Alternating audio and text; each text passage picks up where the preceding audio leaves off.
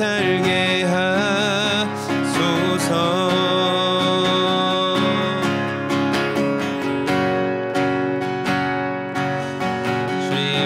주님의 영광 안에 오늘도 살아가는 믿음의 삶이 되게 하여 주시옵소서.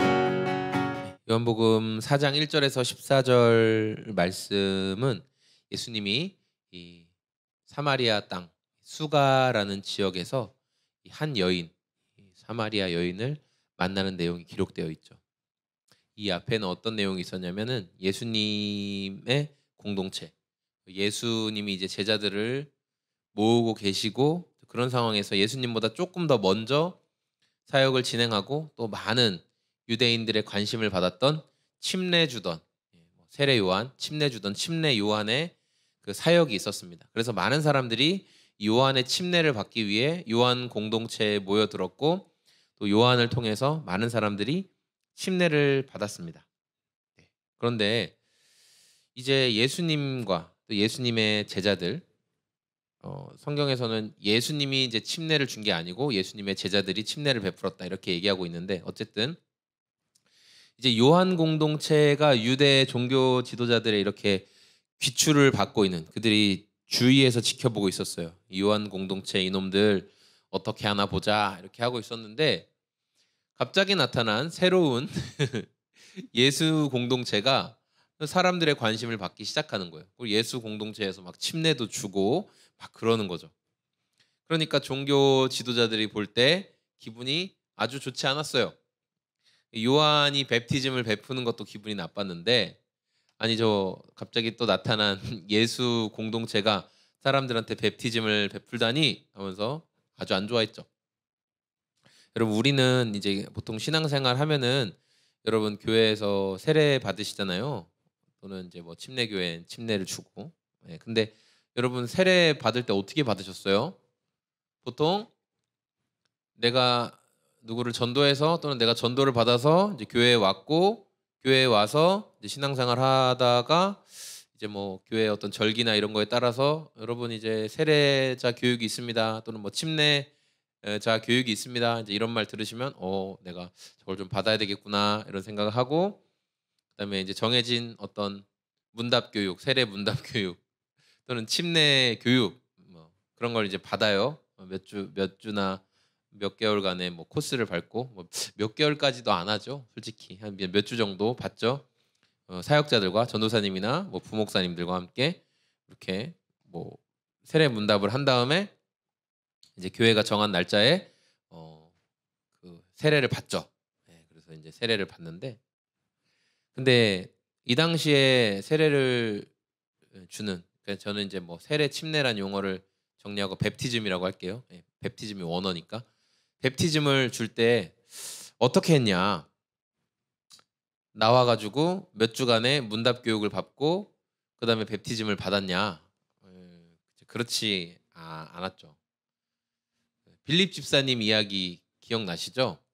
에디오피아 내시에게 복음을 전하고, 그래서 가는 길에 에디오피아 내시가 저기에 물이 있으니 우리가 베프티즘을 받는데 무슨 문제가 있냐? 베프티즘 받고 싶다. 그래서 빌립 집사님이 베프티즘을 줍니다. 그러니까 성경적인 의미에서의 베프티즘은 내가 전도한 사람이, 이 사람에게 복음을 전하고 예수님을 알게 한 사람이 베프티즘을 베푸는 거예요. 그래서 이제 미국의 많은 침례교회들은 그 목회자가 이 사람을 맡아서 뭐 베프티즘 교육을 한 다음에 베프티즘을 주는 게 아니라 전도한 사람이 그 교역자와 함께 그 베프티즘을 주는 침례탕에 들어가서 거기에서 같이 베프티즘을 같이 베풉니다. 같이 도와주고 같이 그 역할을 감당하고. 그러니까 여러분 베프티즘 받는 거 보신 적 있으세요? 교회에서 세례 받는 건 저도 많이 봤죠. 저도 군대에선 세례를 받았고 침례교 목사니까 다시 베프티즘을 받았는데, 그 베프티즘이 보기에는 별거 아닌 것 같아도 굉장히 그 와닿는 느낌이 다르거든요. 세례도 굉장히 이렇게 뭐 느낌이 있어요. 이렇게 차갑게 이제 물이 와닿으면서 성부와 성자와 성령의 이름으로 받는 그 세례도 굉장히 의미가 있는데, 저는 이제 베프티즘을 받았으니까 침례를 받았을 때 그때가 또 굉장히 새롭더라고요. 그러니까 하나님이 주시는 영적인 어떤 은혜들이 체험들이 있어요. 그래서 제가 직접 참여할 때도 그랬지만 또 베프티즘에 참여한 성도님들을 돕고 곁에서 바라볼 때 같이 내가 물에 들어갈 때 나는 예수님의 죽으심처럼 나도 나의 과거와 나의 죄에 대해서 예수님과 함께 장사됩니다. 그런 의미로 물속에 푹 들어가죠. 그리고 다시 올라올 때 나는 예수님의 부활하심과 같이 나는 이제 죄에 대해서 죽고 예수님과 함께 부활합니다. 이런 의미로 다시 살아나죠. 물 위로 올라오죠.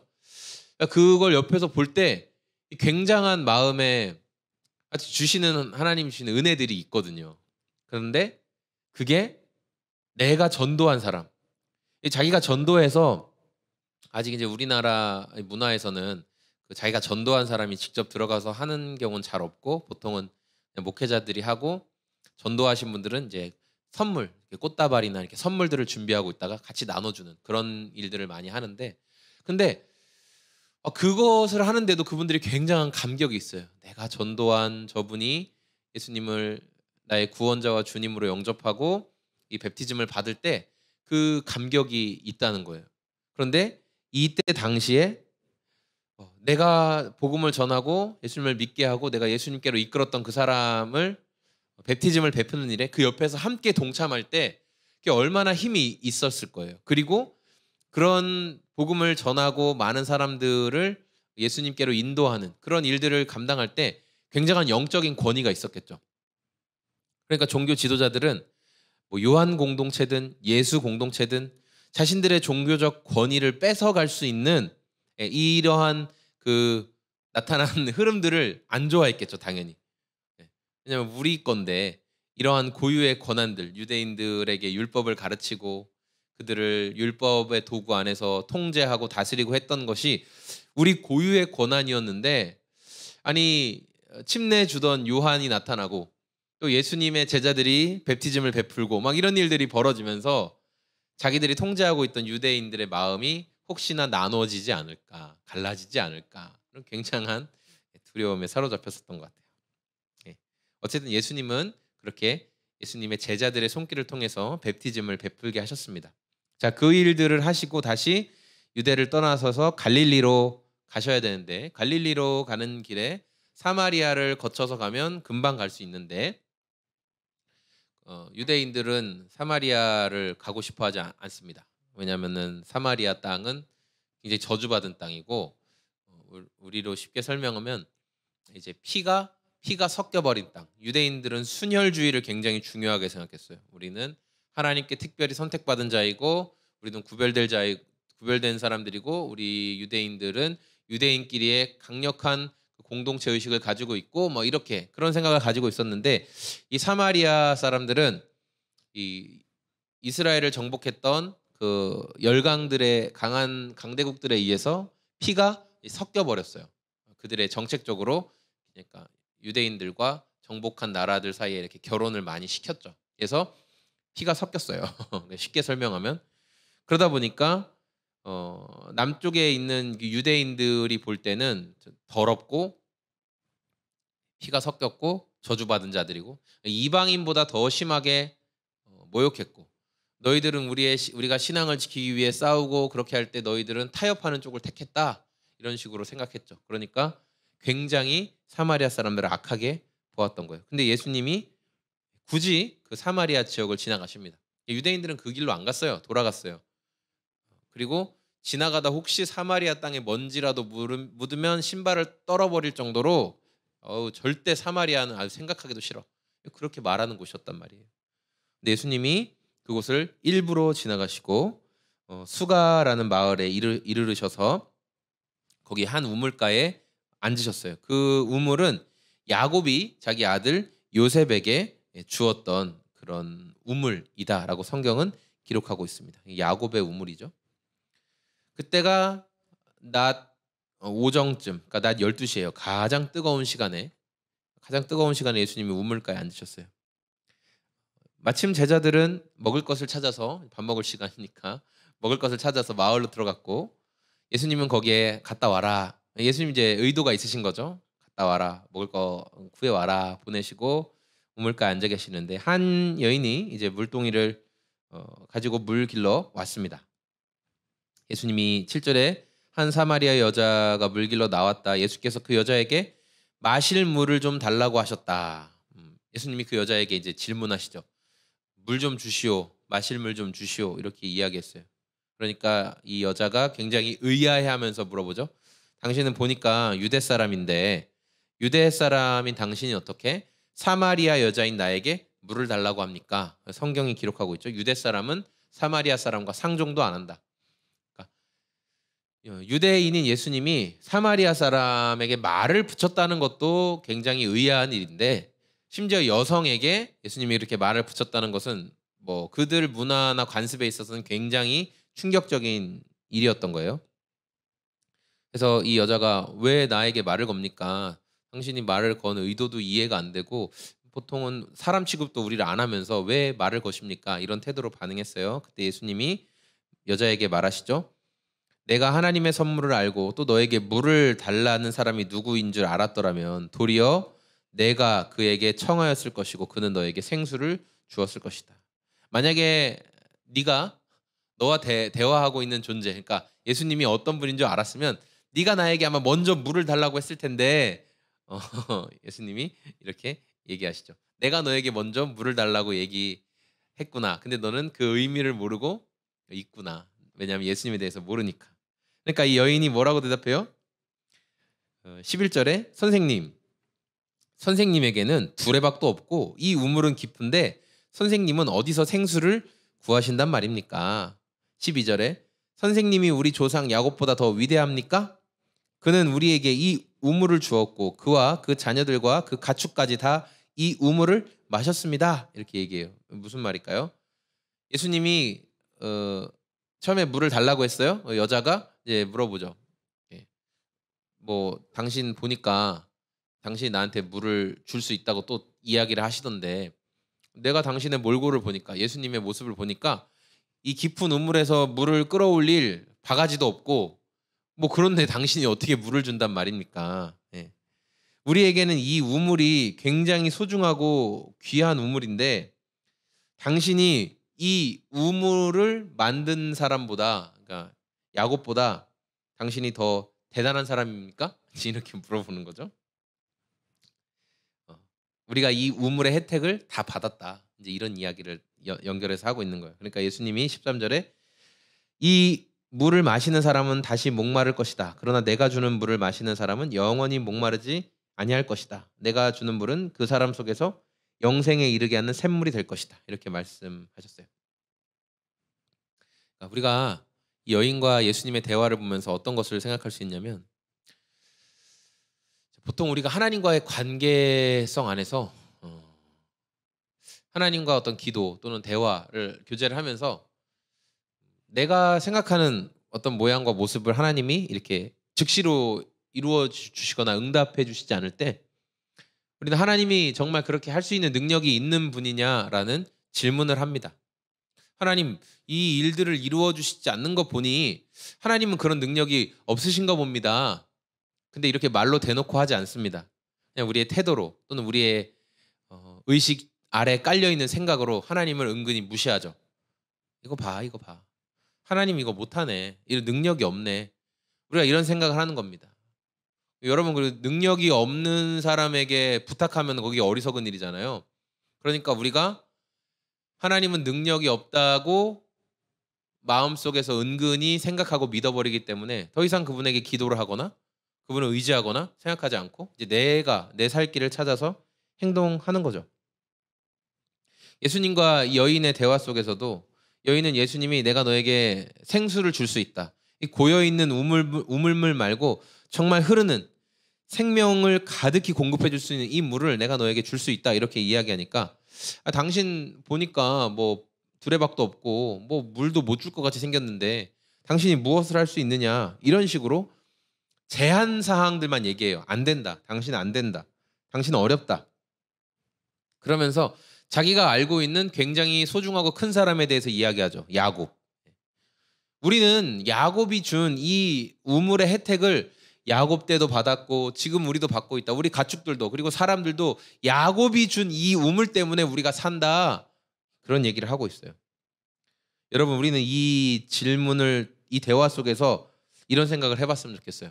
우리는 이 여인이 말하는 것처럼 그 야곱의 우물, 그러니까 우리에게 어떤 혜택이 베풀어지는 것들, 그것에 집중하고 있는지 아니면 그 혜택을 주시는 하나님께 집중하고 있는지.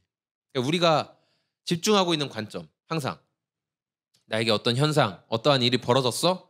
그게 나에게 어떤 유익이 돼? 나에게 어떤 도움이 돼? 항상 그거 바라보는 거예요. 아, 이게 되나 안 되나? 이 일들이 되나 안 되나? 근데 예수님 뭘 말씀하셨어요? 야, 야곱이나 야곱의 이 우물, 이거 누가 준 것 같아? 누가 야곱에게 그 땅을 파봐라, 그곳을 파면 샘이 나올 것이다, 샘이 터져 나올 것이다, 누가 말했을 것 같냐? 땅 아래의 그 깊음, 땅 속에 그 흐르는 물들의 물줄기가 어디에 있는지를 그걸 누가 아냐? 예수님이 아신다는 거예요. 그러니까 근원이 되시는, 복의 근원이 되시는 예수님을 추구하지 않고 너에게 생명을 주실 수 있는 그 예수님을 네가 바라보지 못하고 자꾸만 그 혜택, 물 막는 거, 짐승들 먹이는 거, 내가 이 정오에 이 뜨거울 때 사람들 눈 피해서, 우리 뒤에 장에 나오잖아요. 이 여인이 어떤 여인인지. 남편이 5이나 있고 결핍이 많은 여인이고 사람들 눈 피해야 되고 사람들의 손가락질 받는 여인이고, 그런데 그러한 여인에게 있어서는 당장의 문제가 해결되는 것들에만 초점이 가 있는 거예요. 그런데 예수님은 그것을 뛰어넘어서 모든 문제에 대한 답을 주실 수 있는 그 주님께 네 마음을 집중해라. 네가 너와 대화하는 내가 누구인지를 알았더라면, 네가 먼저 그 갈증을 진짜 해결해 줄 수 있는 생수의 근원인 나 예수 그리스도를 알았더라면, 네가 먼저 나에게 예수님이시군요. 예수님, 저 목말라 죽겠습니다. 저 남편 5이나 있고 남편도 하도 많이 바뀌다 보니까 동네 사람들한테도 손가락질 받고 그래서 부끄러워서 지금 제일 뜨거운 이 시간에 아무도 물 들어오지 않는 이 시간에 나왔습니다. 예수님, 제 인생은 늘 갈급함의 연속이었습니다. 제 인생은 늘 목말랐습니다. 남편을 아무리 많이 바꿔도 이 사람은 돈이 많으니까 잘해주겠지, 이 사람은 다정하니까 뭔가 도움이 되겠지, 이 사람은 친절하니까, 이 사람은 힘이 있으니까, 이 사람은 권력자니까 내 인생에 도움이 되겠지. 아무리 남편을 많이 바꿔봐도 예수님, 제 마음은 늘 목마르고 제 마음은 늘 공허하고 어딘가 가슴 한켠이 뻥 뚫린 것처럼 아무리 사람들을 통해 채우려고 해도 채워지지가 않았습니다. 그런데 내가 당신에 대해서 들어보니 당신을 만나면 정말 세상 사람들이 변한다고 들었습니다. 예수님, 제 목마른 인생도 변화시켜 주십시오. 여인이 예수님에 대해서 알았더라면 먼저 예수님께 그렇게 요청했을 것이다. 예수님 말씀하시는 거죠. 오늘 말씀과 이 내용이 여러분 연결이 좀 되세요? 우리는 예수님이 어떤 결과만을 해주시기를 자꾸만 바라요. 예수님이 내가 돈 문제를 위해 기도하면, 내가 진로를 위해 기도하면, 내가 사람 관계를 위해 기도하면, 내가 성공을 위해 기도하면 그거에 대한 답을 주기만을 원하는 모습으로 우리 예수님을 대할 때가 많은데, 주님은 그것을 뛰어넘어서 그 이면에 그 모든 것들을 다스리실 수 있는 분이고, 우리와 주님이 먼저 우선순위를 정하길 원하는 것은 우리가 주님의 어떤 능력들이나 어떤 힘들, 그 선물들만을 원하는 삶이 아니라 주님을 정말 신뢰하고 인격적으로 높여드리고 인정해드리는 그런 삶을 살아내기를 원하신다는 거예요. 그래서 오늘 저와 여러분들이 오늘 이 말씀을 한번 좀 생각하면서, 한 번 더 생각하면서, 그렇구나 우리 주님, 그렇구나, 내가 이 여인처럼 헛된 것 찾고 헛된 것 구하고 있지 않았을까? 그 우물의 능력이나 야곱이 대단한 사람이라든지 그런 것들에만 집중하고 예수님이 어떤 분이신 줄 내가 너무 몰랐구나. 우리의 삶을 좀 돌아보면서, 주님, 어떠한 상황, 어떤 환경으로 인도하실지라도 하나님의 선하심, 하나님의 아름다우심을 제가 더 알기를 원합니다. 가장 좋은 것으로 자녀들에게 주신다고 약속하신 제가 그 말씀을 믿습니다. 내 감정이 아니에요. 내 감정은 내 뜻대로 안 되면 열받죠. 그런데 우리는 무엇을 신뢰해야 돼요? 말씀에 그렇게 적혀 있으니까 하나님 좋으신 분임을 제가 믿습니다. 자녀에게 가장 좋은 것으로 주시는 분임을 믿습니다. 우리 좀 그런 고백의 사람들이 다 되었으면 좋겠습니다. 함께 찬양하고 기도하겠습니다. 하나님 아버지 감사합니다. 오늘 우리가 이렇게 기도하며 주님을 찬양하며 주의 얼굴을 구하는 이유가 정말 주님을 더 알기를 원하는 것입니다. 주님과의 친밀한 교제가 회복되기를 원하는 것입니다. 주님 이 마음을 잃어버리지 않게 도와주시고 우리의 삶에 주님과의 친밀한 교제가 항상 있게 하여 주시옵소서. 무엇을 목적으로 무엇을 얻어내기 위해서 주님 앞에 나아가는 것이 아니라 그저 우리 주님을 더 알아가고 그저 우리 주님 주시는 그 은혜 안에 그 영향력 아래 살아가는 것, 그것만으로 감사하는 우리들의 삶이 되기를 원합니다. 주여 우리를 그 선하신 가운데 인도하여 주시옵소서. 오늘도 우리의 모임을 통해 영광을 받으신 주님을 찬양합니다. 이 자리 가운데 함께한 당신의 사람들 기억하여 주시고 오늘도 위로부터 주시는 그 은혜를 경험하고 삶에서 예수 그리스도를 드러내게 하여 주시옵소서. 일하실 주님 기대하고 감사합니다. 좋으신 예수님의 이름으로 기도합니다.